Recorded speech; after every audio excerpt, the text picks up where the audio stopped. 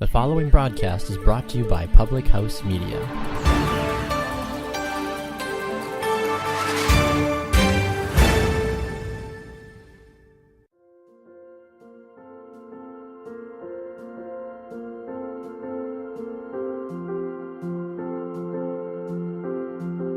Resilient, overcomer, motivational. These words describe the speakers you will hear, as this podcast is filled with real stories of people on the journey with you. They have been through hardships, obstacles, or setbacks, and want to encourage you that you are not alone. Their motivational stories and life lessons remind us that beauty can show itself in the darkest times, and we can step out in boldness to let our story impact others. I'm your host, Liz Colburn, and today's guest has a motivational mantra to share with you.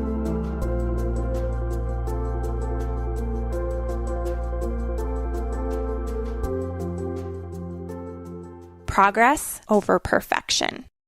This motivational mantra is brought to you by Morgan Brill. She's 27 years old. She lives in Belgium, Wisconsin, and she's a registered nurse currently practicing as a clinical nurse educator.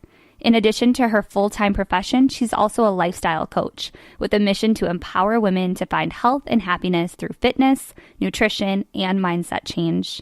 She truly has a passion for preventative health, and that's evident in how she's going to talk to you today. She's been married to her wonderful husband, Sean, for almost 3 years now, and they love to adventure and travel together. They also love to visit new places, camp, run trails, and spend time outside. Morgan is a soccer lover. She's been playing the sport since she's been very young, and it's always been a huge part of her life. She and Sean are a healthy little family with 2 fur children, their cats. When Morgan and I sat down to chat, the first thing that I wanted to know more about was the struggles and the obstacles that have shaped her life the most. This is what she said. Yeah, so as the oldest child of 6, I've grown up always being the leader of the band, so to say. I grew up in a household full of love and support, and I had a wonderful childhood since I was young, but I've always put this self-inflicted pressure on myself. I think being the oldest, we kind of have that tendency to be the best at everything I was involved in. In part, I wanted to be a role model for my siblings as they aged, but I definitely was searching for affirmation and acceptance from my peers by getting involved in all sorts of things, generally what all my other friends were doing too. I wanted to feel a part of something. However, feeling a part of something also meant to me that I needed to be the best at all things that I was involved in. When I was praised for overachieving, I would do it again and then again, because that meant others liked me or liked what I was doing. And I was definitely being recognized for something positively. It affected me very negatively. Wow, I don't know about you, but for me that really hit home. I'm going to repeat what she just said. She was being recognized for something positively that affected her negatively. Now, it's normal to seek praise, and all humans have that desire to have praise from other people, and we also usually strive to do what we're being praised for, whether that's weight or something physically, grades, volunteering, sports. But now Morgan's going to talk about the dangers of that in the following clips. I became controlled by the good others saw in me, which came out as perfectionism. Even though on the inside, it made me more and more insecure as people saw me the way they did. This continued from my younger life into my teen years and on into college. I learned some hard lessons about priorities and how to say no. I think one of the biggest ones definitely was my junior year of college. I made a hard decision not to play soccer my senior year and focus on my studies in nursing. My whole life began to transition from my roles and priorities as I transitioned from an athlete to a professional nurse.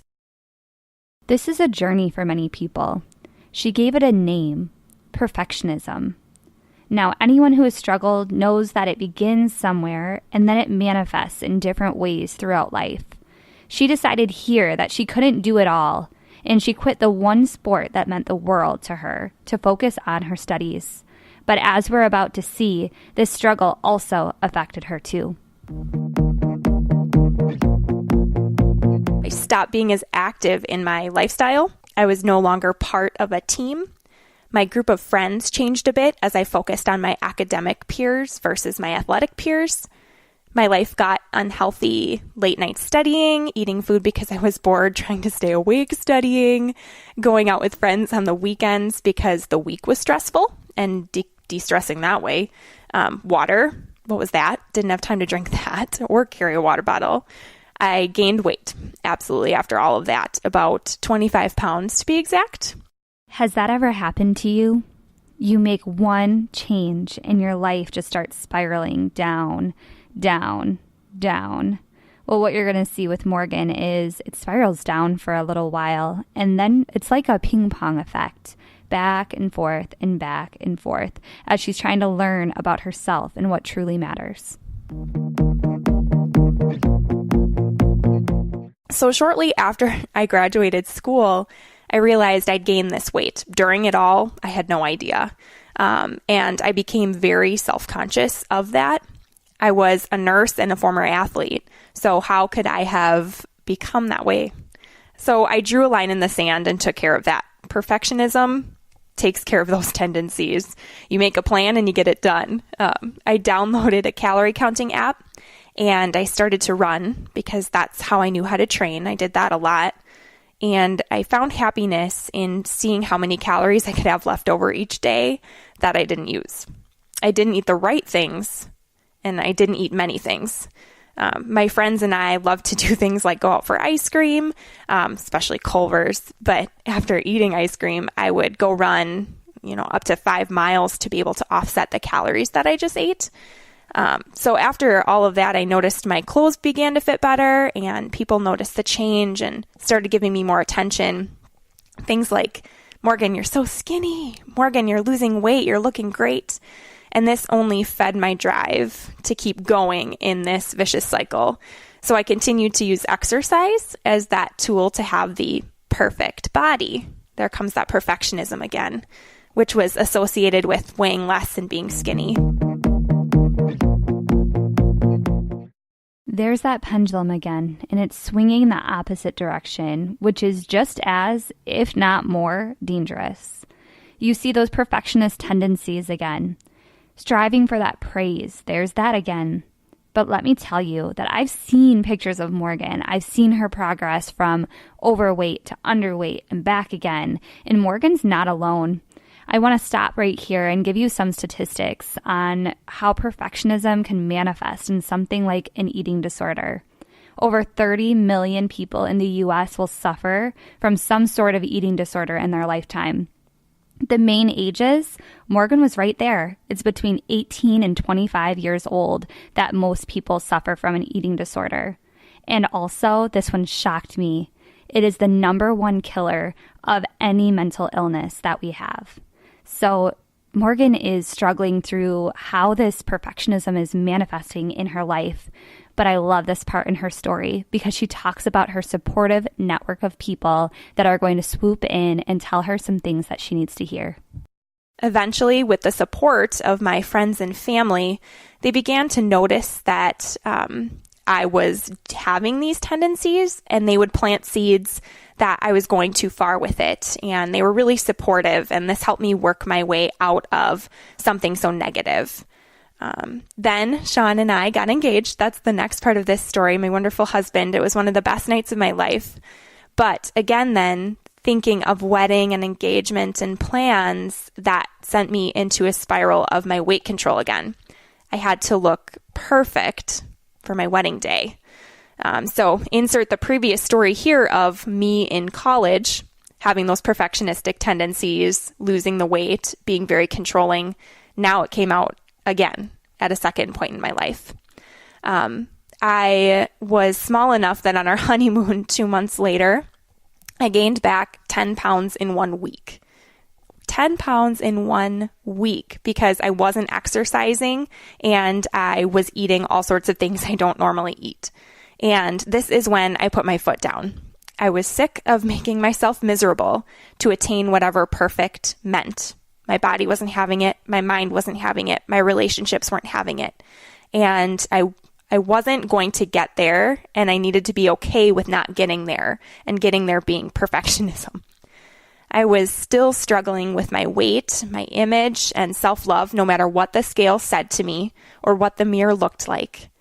Perfect wasn't worth it. I needed to do something different. So I turned to a friend who had a weight loss journey, and I was looking for the same thing, but in a constructive manner. I still thought I had to lose that 10 pounds at that time, but I wanted to do it the right way. I wanted to be happy. I wanted confidence, and I knew I could do it. I just needed a plan, something perfectionists love, a good plan, structure. So I thought I needed physical transformation, but I was absolutely 100% wrong. My journey didn't need to start on the outside. It needed to be rewired on the inside. And this is where I began to find beauty in my journey. If you haven't guessed her life mantra by now, you know it has something to do with perfection. You got it. Her mantra is progress over perfection. Because what Morgan is saying is so real to so many, especially women. I feel like we beat ourselves up and we're trying to attain this image and attain the standard for ourselves. And in the long run, it's progress that matters, because we're never going to be able to reach that perfectionistic standard that we're setting for ourselves. Do you need to hear that today? Do you need a gut check? Do you need to be told that you're beautiful through the journey? Well, Morgan's going to continue on talking about how she did just that, find the beauty in her journey. I figured out that control and perfectionism were almost synonymous. I would control what I could, like my weight and how much I was eating, because that's all I could at the time. I desired to be perfect in all areas of my life, even in situations that were completely dictated by a set of circumstances that weren't mine. I was trying to control the uncontrollable, and it manifested this way. For example, what others thought of me was something I couldn't control, but I wanted to be accepted, so I did what I had to find that acceptance and love. My journey forward began when I started to dig into personal development, or my mind. I began to focus on what I thought of me and what brought me happiness. I didn't realize I struggled with perfectionism until I started to listen to podcasts or audiobooks, and they talked about things like living on the other side of fear, goal setting, fear of rejection, mind over matter, or why people quit what they start and why they can't stay consistent. And then it clicked. It became so obvious to me. I needed to recover from perfectionism. Are you somebody who needs to recover from perfectionism? Today could be your day.